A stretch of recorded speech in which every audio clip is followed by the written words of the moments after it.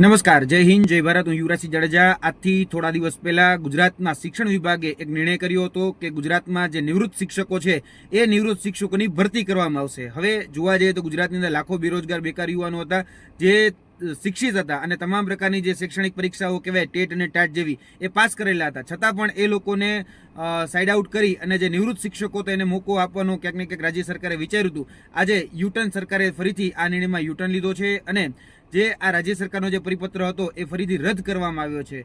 ગુજરાતના શિક્ષણ વિભાગને અને તેની સાથે સાથે ગુજરાતના મુખ્યમંત્રી આદરણીય ભૂપેન્દ્રભાઈ પટેલને કહેવા માંગીએ છીએ કે જે અધિકારીઓ આવા નિર્ણયો લે છે એની ઉપર તાત્કાલિક કાર્યવાહી કરવામાં આવે, કારણ કે આના કારણે શિક્ષણ વ્યવસ્થા પણ ખોરંભે ચડે છે અને જે ગુજરાતની અંદર લાખો યુવાધન જે અત્યારે બેરોજગાર અને બેકાર છે એને પણ મોકો આપવામાં નથી આવતો. અને ખરેખર જો કહી શકાય કે ગુજરાતમાં શિક્ષણ વ્યવસ્થાને સુધારવી હોય, કેમ કે અત્યારે જોવા જઈએ તો ગુજરાતની જે કથળતી જે શિક્ષણ વ્યવસ્થા છે એમાં મુખ્ય જોવા જઈએ તો શિક્ષકોની સૌથી મોટી ઘટ છે. અત્યારે વર્તમાનમાં 24,700 શિક્ષકોની ભરતી થઈ રહી છે, પરંતુ આના સિવાય પણ બીજા 25,000 શિક્ષકોની ભરતી થઈ શકે એટલી જગ્યાઓ ખાલી છે.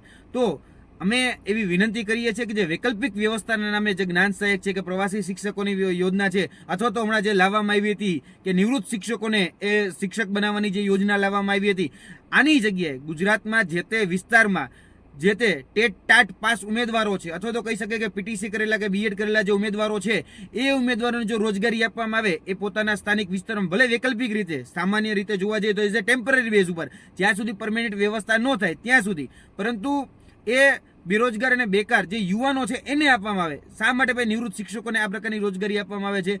અને આ જે નિર્ણય જે હતો એ નિર્ણય ખૂબ અનગઢ રીતે લેવાયેલો હતો. જે પણ કર્મચારી, જે પણ અધિકારી આ નિર્ણય લીધો હોય એની ઉપર પણ કાર્યવાહી થવી જોઈએ, કેમ કે એને આ સમય બગાડવાનું જે કાર્ય છે એ કર્યું છે. અને ગુજરાતની શિક્ષણ